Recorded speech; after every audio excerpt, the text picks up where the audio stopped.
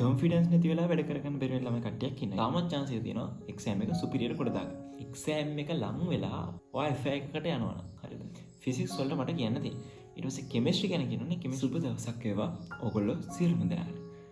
අද මම මේ වීඩියෝ එක කරන්න හැදුවේ දැන් එක්සෑම් එකට තව මාස කීපයයි තියෙන්නේ. ඊට පස්සේ අවුරුදු සමය වහුවෙනවා. ඊට පස්සේ ඉස්සරහට දාන්සල් කාලේ නම් ඔහොම ඒවත් එක්ක ඕගොල්ලන්ට වැඩ කරන් යන පාර්ට් එක චුට්ටක් මිස් වෙලා පොඩ්ඩක් ට්‍රැක් එකෙන් එළියට පයින් ගතියක් පේන්න තියෙනවා. ඒ හින්දා තමයි මම මේ වීඩියෝ එක අරන් ඉන්නේ. මම මේ වීඩියෝ එකේ ගොඩක් ફોකස් කරන්නේ මෙන්න මේ වගේ ළමයි. කොන්ෆිඩන්ස් නැති වෙලා වැඩ කරගන්න බැරි වෙන ළමයි කට්ටියක් ඉන්නවා. ඊට පස්සේ තාම හරියට වැඩක් කෙරුන්නේ නැති ළමයි ඉන්නවා. පන්ති වලදී වැඩ කෙරෙනවා ඒ වුණාට ගෙදර ආවට පස්සේ හරියට වැඩ කෙරෙන්නේ නැති ළමයි ඉන්නවා. ඒ වගේම තමයි සබ්ජෙක්ට් බැලන්ස් කරගන්න බැරි වෙච්ච ළමයි කණ්ඩායමක් ඉන්නවා. ඒ කියන්නේ සබ්ජෙක්ට් බැලන්ස් කරගන්න කියලා වැඩ කරනවා. ඒ වුණාට අන්තිමට වෙලා තියෙන්නේ සබ්ජෙක්ට් බැලන්ස් වෙලා නැහැ. තිබ්බේවත් නැති වෙච්ච ගතියක් තියෙන ළමයි ඉන්නවා. ඔය අතරින් ඕගොල්ලෝ මොන කට්ටියට දායත් වෙන්නේ කියන එක ඕගොල්ලන්ට දාලා කාරණා. හරිද? ඒක ඕගොල්ලෝ හිතලා බලන්න ඕනේ. මම මොන වගේ කෙනෙක්ද කියන එක ඒ කියන්නේ තමන් ගැන දන්නේ තමන්නේ. මං ගැන දන්නේ මං. ඒ වගේ තමයි ඕගොල්ලෝ ගැන දන්නේ ඕගොල්ලෝ. ඒ හින්දා ඕගොල්ලෝ මොන වගේ කෙනෙක්ද කියන එක ඕගොල්ලෝ තනියෙන් හිතලා බලලා තීරණය කරන්න ඕන. හිතන්නකෝ ළමයි වර්ග මේ වගේ තුනක් ඉන්නවා. එකක් තමයි හරි දැන් එක්සෑම් එක ඉස්සරහට එනවා. මම මේ වැඩ කරන් යන විදිහට වැඩ කරන් ගියොත් කිසි අවුලක් නැහැ. මට ඒ තුනකට යන්න පුළුවන් කියලා හිතන ළමයි පිරිසක් ඉන්නවා. ඒ වගේම තමයි මම දැන් මේ වැඩ කරන විදිහට වැඩ කරොත් හරි මං ඉන්නේ වැට උඩ වගේ කියන්නේ තමන් ඉන්නේ වැට උඩක කියලා තේරෙන ළමයි පිරිසකුත් ඉන්නේ. ඒක තමයි වැඩක් හරියට කරපු නැති ළමයි කට්ටියකුත් ඉන්නේ. මම කියන්නේ අපි හරියට වැඩේ කරන් ගියොත් වැඩක් කරපු නැති ළමයිට උනත් තාමත් chance එක තියෙනවා එක්සෑම් එක සුපිරියර් කොට දාගන්න. දැන් හිතන්නකෝ තමන්ව තේරුම් ගත්තට පස්සේ ඔයාලට පුළුවන් ස්ටඩි ප්ලෑන් එකකට යන්න. තමන්ව තේරුම් ගන්නවා කියන්නේ මොකද්ද? තමන්ව තේරුම් ගන්නවා කියන්නේ මෙන්න මේ වගේ වැඩකට. ඔයා මුලින්ම බලන්න ඔයාලට තියෙන ස්ට්‍රෙන්ත් මොනවද කියලා. ඔයාලට තියෙන ශක්තිය. ඊට පස්සේ ඔයාලගේ තියෙන දුර්වලතා බලන්න. හිතන්න දුර්වලතා කිව්වහම ඉක්මනට කේන්ති යන ගතිය නැත්නම් ඕවර් තින්කින් කියන දේ ඔයාගේ කාලේ ගොඩක් නාස්ති වෙන්න හේතුවක් වෙන්න පුළුවන්. හරිද? ඇයි එහෙම කියන්නේ? දැන් හිතන්නකෝ චූටි දෙයක් සිද්ධ වෙනවා. ඒ චූටි දේ සිද්ධ වුණාට පස්සේ ඒක උඩ හිතලා ඒක උඩ තව හිතලා ඔයා හිතන්න සෑහෙන්න කාලය අරගෙන ඔයාට වැඩ කරන්න තියෙන කාලේ ගොඩක් නාස්ති කරගන්නවා මේ ඕවර් තින්කින් හින්දා. ඊට පස්සේ අනිත් එක තමයි මොකද්ද? ඔයාට තියෙන ඔපචුනිටි බලන්න ඕනේ. දැන් කට ළඟ එක්සෑම් එකක් එනකොට එක්සෑම් එකම තමයි වාගේ තියෙන ලොකුම ඔපචුනිටි එක. හරිද? ඒ ලෙවල් එනකොට ඒ ලෙවල් තමයි ඕගොල්ලන්ගේ තියෙන ලොකුම ඔපචුනිටි. ඕගොල්ලන්ගේ අපේ තියෙන ලොකුම ඔපචුනිටි එක ඒ ලෙවල්. ඊට පස්සේ ත්‍රෙට් කියන්නේ බාධා. දැන් හිතන්නකෝ නිකන් සමාජයේ නිකන් වෙන එදිනෙදා වෙන දේවල් ගත්තොත් මොකද වෙන්නේ? අල්ලපු දෙට කට්ටියක් එනවා. ඒගොල්ලෝ ඊට පස්සේ සෑහෙන සද්දෙට සින්දු දානවා. ඊට දැන් ඉතින් අපි පාඩම් කර ඉන්නවා සෑහෙන සද්දෙට සින්දු වර පැත්තෙන් යනවා. අපිට සෑහෙන අමාරු වෙන්නේ වැඩි. කියන්නේ අපිට අපේ වැඩේ හරියට කරන් යන්න වෙන්නේ නැහැ. ඒක අපිට බාධාවක්. ඊට පස්සේ මම තව දකින්න එක බාධාවක් තියෙනවා. ඒ තමයි හිතන්නකෝ එක්සෑම් එක ලං වෙලා ඔයා FA එකකට යනවනම් හරිද? හිතන්නකෝ මේක මම හැමෝටම කියන දෙයක් නේ සමහර පිරිසකට කියන දෙයක්. ඔයා FA එකකට යනවනම් එක්සෑම් එක ලංම වෙලා ඒක සමහරට ඔයාලට බාධාවක් වෙන්න පුළුවන්. ඔයාලට දෙක තුන එකට පටලවාගෙන වැඩක් කරගන්න බැහැ. ඇයි? ඔයා එතෙන්දී ලොකු එෆර්ට් එකක් දෙයි අරකට ඔයාගේ ඉගෙනීම දෙවෙනි ස්ථානයට වැඩි. එහෙම වුණොත් අනිවාර්යෙන් ඒක ඔයාලට බාධාවක් වෙනවා. මම කියන්නේ මේ සම්බන්ධතා නරකයි කියලා නෙමෙයි. එක්සෑම් එක ලං වෙලා ඔයා හැම දෙයකට යන එක සමහරට ඔයාලට ලොකු බාධාවක් වෙන්න පුළුවන්. ඒක තමයි බූටක් කන එකත් මේ කාලේ හැටියට ලොකු බාධාවක් තමයි. කියන්නේ ඔයගොල්ලන්ට හැබැයි ඔයා තේරුම් ගන්න ඕනේ දැන් බාධා ටික වගේ වීක්නස් ටික තියෙනවනේ. දැන් මේ බාධා වෙනකොට මේක මග අරින්න මම මොකක් හරි දෙයක් කරන්න ඕනේ. ඊට පස්සේ ඕවර් තින්කින් වගේ යාවගේ වීක්නස් එකක් ඔයා තේරුනොත් මේ ඔයා වැඩ කරන එකට මැද්දට එනවා කියලා ඔයා දැන් තේරුම් ගන්න ඕනේ. මේ ඉන්නේ මගේ වීක්නස් එකක්.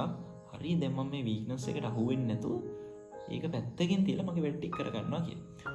ඔයාව තේරුම් ගත්තට පස්සේ ඊළඟට අපිට කරන්න පුළුවන් දේ තමයි අපිට යන්න පුළුවන් ස්ටඩි ප්ලෑන් එක. ස්ටඩි ප්ලෑන් කතාව කියනකොට මෙහෙමයි.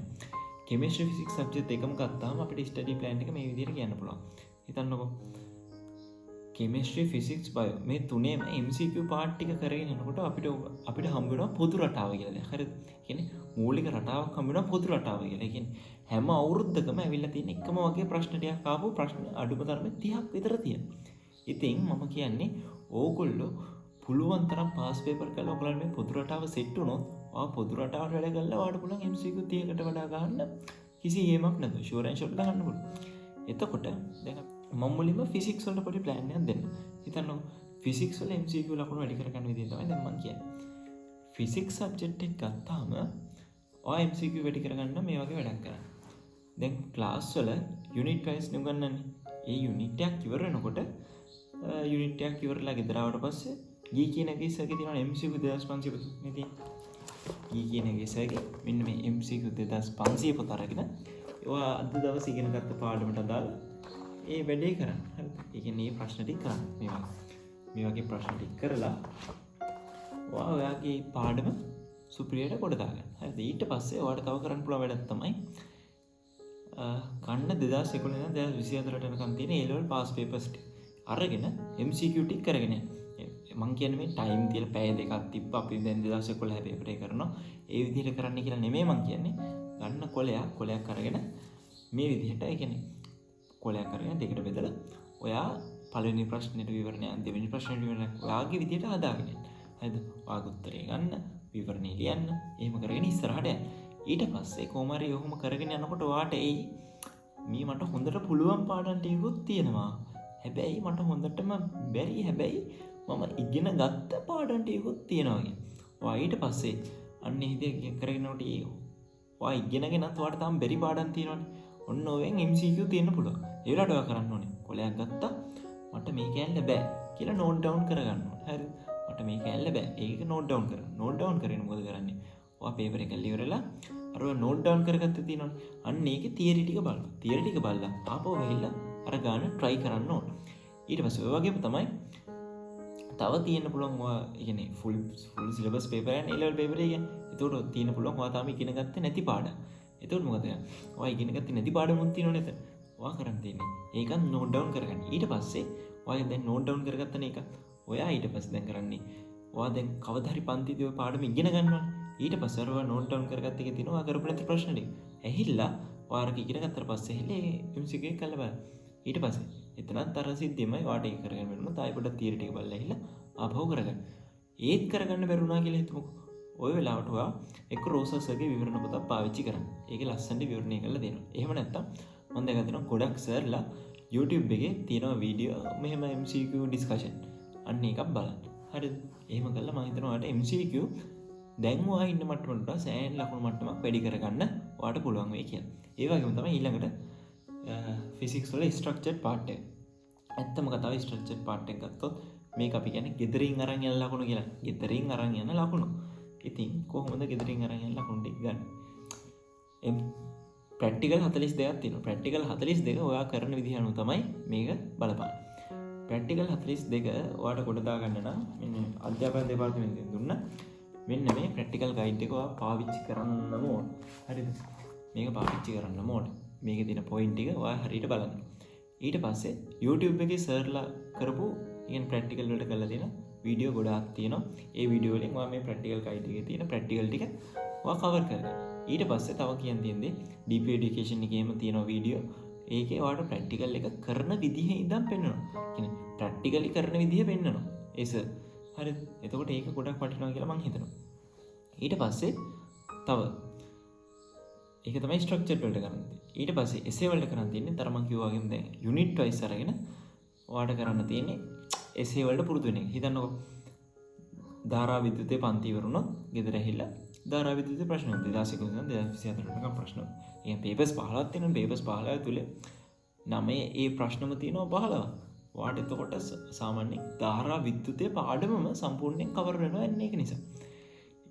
ඒ විදිහටම තාපය, ධාරා විද්‍යුතය, පදාර්ථයේ යාන්ත්‍රික ගුණ, පදාර්ථයේ විකිරණ, ඉලෙක්ට්‍රොනික නෝ දැන් පාඩම දැන් කරලානේ තියෙන්නේ. ඊට පස්සේ ඉවරුණාට පස්සේ යුනිට් වයිස් අරගන්න යුනිට් වයිස් එසේ ටික අරගෙන ඔයාට තියෙන්නේ යුනිට් වයිස් එසේ ටික සම්පූර්ණයෙන් කරගෙන යන්න. එතකොට මම හිතනවා ඔයගලන්ට එසේ පාඩම් එකක් කොට දාගන්න පුළුවන් වෙයි කියලා. ඒ කියන්නේ තාපේ පාඩම කෙරුණා රහේ දැන් ඔයා ගෙදර ඇවිල්ලා අවුරුදු 15ක් තාපේ ප්‍රශ්න ටික කරනවා. තාපේ එසේ ප්‍රශ්න ටික කරගෙන යනවා. මොකද වෙන්නේ? ඔයාට තාපේ එසේ ප්‍රශ්න ටික සම්පූර්ණයෙන් කොට දාගන්න පුළුවන්. මුල් පේපර් වල ලකුණු නැති වුණත් අන්තිම පේපර් වල ඔයාගේ ලකුණු සෑහෙන මට්ටමකට වැඩි වෙනවා. එතකොට ඔයාට මේ ප්‍රශ්න ගැන සුපිරි කොන්ෆිඩන්ස් එකක් එනවා. ඒ වගේම තමයි අනිත් මාතෘකාවලට. දැන් හිතන්න මෙතෙන්දි තව සැලකිලිට ගන්න ඕන එක කාරණයක් තියෙනවා. ඒ තමයි පොඩි තියරි ප්‍රමාණයක් ඉගෙනගෙන ලොකු ලකුණු ප්‍රමාණයකට යන්න පුළුවන් පාඩම් තියෙනවා. හරිද? පදාර්ථය හා විකිරණය. ඊට පස්සේ පදාර්ථයේ යාන්ත්‍රික ගුණ. ඔය වගේ පාඩම් තියෙනවා. ඊට පස්සේ අනිත් පැත්තෙන් ගත්තාම ඉලෙක්ට්‍රොනික ශාස්ත්‍ර ඔය වගේ පාඩම් වලින් ඔයාලට චුට්ටක් කරුණු ඉගෙනගෙන ලොකු ලකුණු ප්‍රමාණයක් යන්න පුළුවන්. ඒ හින්දා මම කියන්නේ ඔයගොල්ලෝ පුළුවන් නම් දැන් එක්සෑම් එක ළඟ වෙන හින්දා ඔයගොල්ලෝ පුළුවන් මෙන්න මේ පාඩම් වලට ලොකු බරක් දෙන්න. හරිද? ඒ කියන්නේ අනිත් පාඩම් අත්හරින්න කියනව නෙමෙයි. මේ පාඩම් වලට පොඩ්ඩක් ලොකු බරක් දීලා මේකට පොඩ්ඩක් ප්‍රැක්ටිස් කරලා ඉන්න. හරිද? එතකොට ඕගොල්ලන්ට එසේ එකක් આવොත් හරිද? දැන් සාමාන්‍ය පේපර් එක අර මේ එසේ ටිකට ඔයා ග්ලාස් වෙලා ගියොත් ඔයාට අර ටික අමාරු වුණත් ඔයාට මේ ටික කරලා ගොඩ යන්න පුළුවන්. හරිද? සමහරට මේ එසේ එකට වඩා අර එසේ එකක් ලේසි වෙන්න පුළුවන්. හැබැයි ඒක තමයි ඔක්කොම එසේ වලට ලෑස්ති වෙලා ඉන්න ඕනේ. හැබැයි මම කියන්නේ මේ ටිකට පොඩ්ඩක් මූලික අවධානයක් දෙන්න කියලා. ඔන්න ඔය ටික තමයි ෆිසික්ස් වලට මට කියන්න තියෙන්නේ.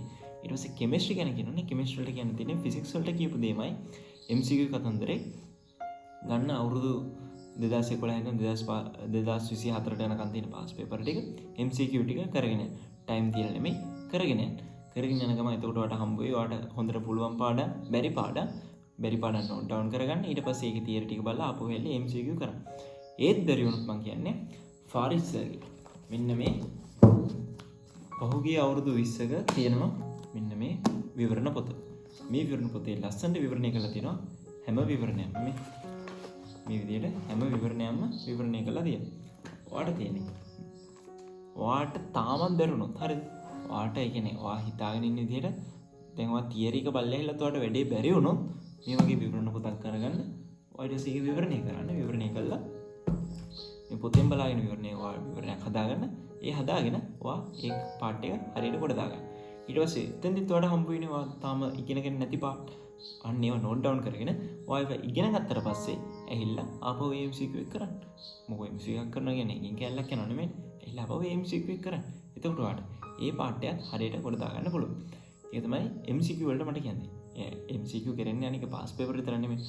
ඔයා ක්ලාස් වල වැඩ ටික ඔය විදිහට හරියට කරගෙන යන්න ඕනේ. ක්ලාස් වල වැඩ ටික හරියට කරගෙන යන ගමන්ම තමයි ඊට අමතරව මේ වැඩේ කරන්නේ. හරිද? දැන් සමහරට ඔය අවුරුදු කාලේ ඊට පස්සේ දන්සල් දැන් ඉස්සරහට එන ඔය වගේ හින්දා වල පන්ති වල වැඩ මිස් වෙන්න පුළුවන්. හරිද? පන්ති වල වැඩ මිස් වුණා කියලා මොකද කරන්නේ? මේ ඊ කලින් වැඩ ටික මිස් වුණා දැන් ටික මිස් වෙයිද දන්නේ ඔහොම කියලා හිත නිකන් ඔයාට අද තියෙන වැඩ ටිකක් මිස් වෙනවනේ. එහෙම බෑ. ඔයා අද තියෙන වැඩ ටික හරියට කරගෙන යන්න ඕනේ. ඒ කරගෙන යන ගමන් ඊට අමතර වෙලාවක් කරගෙන තමයි මේ වැඩ ටික කරන්නේ. හරිද? කෙමිස්ට්‍රි වල ස්ට්‍රක්චර් ගැන කතා කරමු. කෙමිස්ට්‍රි වල ස්ට්‍රක්චර් වලදී මට කියන්න තියෙන්නේ මෙන්න මේ දේ. කෙමිස්ට්‍රි වල ස්ට්‍රක්චර් වල ප්‍රැක්ටිස් කරන තරමටම තමයි පුරුදු වෙන්නේ. හරිද? ඔයා මොඩල් පේපර්ස් කරනවා, පාස් පේපර් කරනවා. මේ හිතන්නකෝ දැන් සමාවිකතා ප්‍රශ්න කරනවා. ඔයා ප්‍රැක්ටිස් කරලා තියෙන තරමට ඔයාට මේ ප්‍රශ්නේ සෑහෙන්න පුළුවන්. හරිද? ඊට පස්සේ තව ගත්තොත් ඒක කෙමිස්ට්‍රි ස්ට්‍රක්චර් වලට කියන්න තියෙන්නේ ඔයා ප්‍රැක්ටිස් කරන තරමට තමයි ඔයාට මේකේ ලකුණු ස්කෝර් කරන්න පුළුවන්. ඊට පස්සේ අනිත් කතන්දරේ කෙමිස්ට්‍රි එසේ. එසේ වලට මට කියන්න තියෙන්නේ දැන් පේසුරු වගේ පොතක් ගන්නවා. පේසුරු වල තියෙනවා වර්ගීකරණය කරපු රචනා. හරිද? ඒ කියන්නේ යුනිට් වයිස් වර්ගීකරණය කරපු රචනා තියෙනවා. රචනා ප්‍රශ්න. එතකොට ඔයා හිතන්න KPKC ප්‍රශ්න ටික ගන්නවා. පසුගිය විභාග ප්‍රශ්න ටික අරගෙන කරගන්නවා. හරිද? ඉදිරියට කරනවා. ඊට පස්සේ pH ප්‍රශ්න ගන්නවා, විද්‍යුත් රසායන ප්‍රශ්න ගන්නවා, නැත්නම් එහෙම නැත්නම් ලිගන් ප්‍රශ්න ගන්නවා. ඊට පස්සේ ඕගනික් වගේ ප්‍රශ්න, කර්මාන්ත රසායන ප්‍රශ්න, ඔය ප්‍රශ්න ටික අරගෙනවා යුනිට් වයිස් පහුගිය විභාග ප්‍රශ්න කරනවා. 2011 ඉඳන් 2024 වෙනකම් කරනවා කියලා හිතන්න. අවුරුදු 15ක් කරනවා. ඔයාලට මාර ප්‍රැක්ටිස් එකක් වෙනවා ඔයා කරන මේ ප්‍රශ්න සම්බන්ධ. හරිද? මම හිතනවා ඔයගලන්ට එසේ වලට ලකුණු වැඩි කරගන්න තියෙන හොඳම විදිය අන්න ඒකයි. දැන් ඔයා ඊට පස්සේ ඔයා ප්‍රැක්ටිස් කරලා ඔයාලට පුළුවන් ටයිමින් තියලා ලියන්න තැනට යන්න. හරිද? මුලින්ම ටයිමින් තියන්න නැතුව ලියලා ප්‍රශ්න වලට කොහොමද හරියටම උත්තර ලියාගන්නේ කියන එක බලනවා. ඊට පස්සේ ඔයා ඒක කරගත්තට පස්සේ මොකද කරන්නේ? ටයිමින් තියලා පේපර් වලට උත්තර ලියන්න පටන් ගන්න ඕන. බයෝ වලට කරන් තියෙන තෝකමයි පුළුවන් තරම් නිව් සිලබස් එකේ පේපර් මොඩල් පේපර්ස් අරගෙන MCQ පුළුවන් තරම් ප්‍රැක්ටිස් කරන්න, පුළුවන් තරම් තර්ක කරන්න, පුළුවන් තරම් ඔයාගේ අතින්ම විවරණ ලියන්න. විවරණ ලියලා කොහමද ඒ ලකුණු වැඩි කරගන්න පුළුවන්. හරිද? ඊට පස්සේ එසේ පාර්ට් එකකට කියන්න තියෙන්නේ ඉච්චරයි.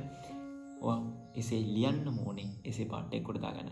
එසේ ලියන තරමට තමයි ඔයාට එසේ පාර්ට් එක කොට දාගන්න පුළුවන් වෙන්නේ. එතකොට අනික් කතාව තමයි අඩුම තරම දවසකට එසේ දෙකක් ලියන්න. නැත්නම් අඩුමම තරම දවසට අඩුම තරම එක එසේ එකක් හරි ලියන්න ඕන. හරිද? එක එසේ එකක් හරි ලියන්න ඕන. එසේ එකක් ලියන විදිහ මම කලින් වීඩියෝෙත් කිව්වා. ඒ කියන්නේ පැය භාගයක් කරන් නෝට් එක කියවන්න, නෝට් එක කියවලා පේපර්. ඒ කියන්නේ ආයි පැය භාගයක් අරගෙන ඒක ලියන්න. පැය භාගයක් නෙවෙයි විනාඩි 20ක් වගේ අරන් ඒක ලියන්න.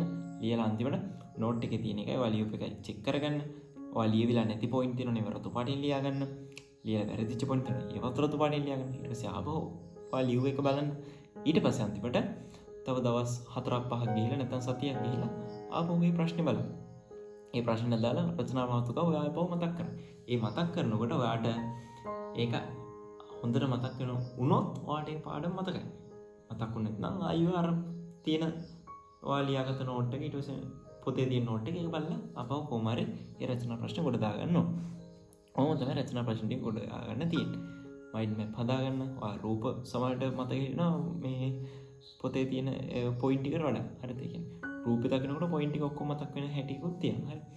ඒ හින්දා ඕගොල්ලෝ මේ කිව් විදිහට වැඩ කරලා බලන්නකො. ඔයගොල්ලන්ගේ ලකුණු අප් වෙනවද කියලා පොඩ්ඩක් බලන්න. හරිද? මම හිතනවා මේ ක්‍රමය ගොඩක් සාර්ථකයි කියලා ඔයගොල්ලන්ට වැඩ කරගෙන යන්න. එහෙනම් අපි ඉක්මනට ඊළඟ තව වීඩියෝ එකකින් හම්බෙමු. මේ වගේ වටිනා කියන වීඩියෝ එකකින්. එහෙනම් අදට මම වීඩියෝ නවත්තන. ඔයගොල්ලෝ හැමෝටම ජය වේවා. අපි ඊළඟට තව අලුත් වීඩියෝ එකකින් හම්බෙමු. වීඩියෝ එක හොඳ නම් ෂෙයා කරන්න, ලයික් කරන්න, කමෙන්ට් කරන්න. එහෙනම් අපි අලුත් වීඩියෝ එකකින් ඉම්බරටම හම්බෙමු. ඔයගොල්ලෝ හැමෝටම ජය වේවා.